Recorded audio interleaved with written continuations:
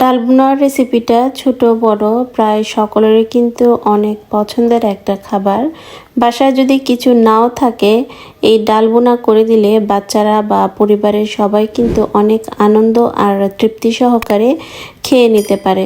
চলুন তাহলে আজকে আপনাদের সাথে শেয়ার করি আমি কিভাবে এই রেসিপিটা রান্না করলাম। এখানে আমি গরম তেলে দিয়ে দিলাম কিছু ফোড়ন। এখানে তেজপাতা, বড় এলাচ, ছোট এলাচ, স্টার এনিস এগুলো দিয়ে দিলাম। কিছু সামান্য জিরাও দিলাম। দিয়ে আমি হালকা করে একটু ভেজে নিয়েছি। এখানে পেঁয়াজ কুচি আর রসুন কুচি আর লবণ আমি দিয়ে দিলাম। দিয়ে ভালো করে এটা নেড়ে চেড়ে নেব। এই পেঁয়াজগুলোকে ভালো করে একটু ভেজে নিতে হবে। যখন দেখব যে ঠিক এইরকম একটা সোনালি কালার চলে আসছে, ঠিক এই পর্যায়ে আগে থেকে ভিজিয়ে রাখা যে ডালগুলো আমি রেখেছিলাম ধুয়ে, সেই ডালগুলো আমি দিয়ে দিব। এখন ডালটাকে একটু ভালো করে একটু নেড়ে চেড়ে আমি কষিয়ে নিব। ঠিক 5 মিনিটের মতো আমি লো হিটে আমি ডালটাকে একদম ঢেকে রেখে দিব। ঠিক এই পর্যায়ে ডালটা কিন্তু ভালো করে সিদ্ধ হয়ে যাবে, হয়তোবা আপনারা দেখেই বুঝতে পারবেন।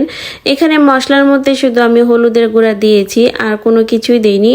দেখুন আমার ডালটা কত সুন্দর সিদ্ধ হয়ে গেছে, আপনারা হয়তোবা দেখেই বুঝতে পারছেন। এখন একটা খুন্তির সাহায্যে আমি এটাকে প্রায় আধ ভাঙা করে দিব। এরকম আধ ভাঙা করে দিলে ডাল বোনা খেতে কিন্তু খুবই মজা লাগে। ভিডিওর এই পর্যায়ে এসে সবাইকে একটা রিকোয়েস্ট করতেছি, আমার ভিডিওটা যদি আপনাদের ভালো লাগে তাহলে অবশ্যই লাইক কমেন্ট করবেন। চ্যানেলে যদি নতুন হয়ে থাকেন চ্যানেলটা সাবস্ক্রাইব করবেন, পাশে থাকা বেল আইকনটা বাজিয়ে দিবেন পরবর্তী নোটিফিকেশন পাওয়ার জন্য। এখন আমি পরিমাণ মতো পানি দিয়ে দিব, আপনারা আপনাদের পরিমাণ মতো পানি দিয়ে দিবেন। দেখুন ডালটা কত ঘন হয়েছে এবং ডালটা ফুটে উঠেছে। ঠিক এই রকম আধ ভাঙা ডাল থাকবে আর খেতে কিন্তু খুবই মজা লাগবে।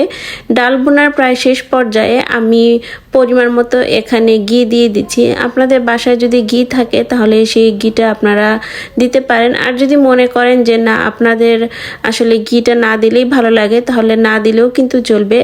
আমি ডালের সাথে ঘিটা দিলে আমার খেতে কিন্তু খুবই ভালো লাগে, তাই লাস্ট পর্যায়ে বলতে পারেন একদম লাস্ট ফিনিশিং আমি ঘি দিয়ে এটাকে সুন্দর করে একটু নেড়ে চেড়ে তারপর নামিয়ে নিব। আজকের রেসিপিটা কেমন লাগলো আমাকে কিন্তু অবশ্যই কমেন্টে জানাবেন। তৈরি হয়ে গেল মজাদার একটা ডাল বোনা। এই ডাল বোনা গরম ভাতের সাথে খেতে খুবই মজা লাগে, অথবা রুটি পরোটার সাথে খেতে কিন্তু খুবই দুর্দান্ত লাগে। যাদের ঘরে বাচ্চারা আছে, যারা একটু খাওয়া নিয়ে একটু অনীহা প্রকাশ করে, তাদেরকে যদি এরকম ডাল বোনা রান্না করে দেন অবশ্যই বাচ্চারা চেটেপুটে খাবে। শুধু বাচ্চারা না, বাসার যারা আছেন তারা কিন্তু ডাল বোনাটা অবশ্যই পছন্দ করবেন। আপনারা বাসায় এভাবে ট্রাই করতে পারেন, দেখবেন যে বাসার সবাই কিন্তু আপনার প্রশংসা করবে। তো কথা বলতে বলতে ভিডিও প্রায় শেষ পর্যায়ে চলে এসেছি। আজকের ভিডিওটা আপনাদের কাছে কেমন লেগেছে অবশ্যই কিন্তু কমেন্টে জানাবেন। তো সবাই ভালো থাকুন, সুস্থ থাকুন, আল্লাহ হাফেজ।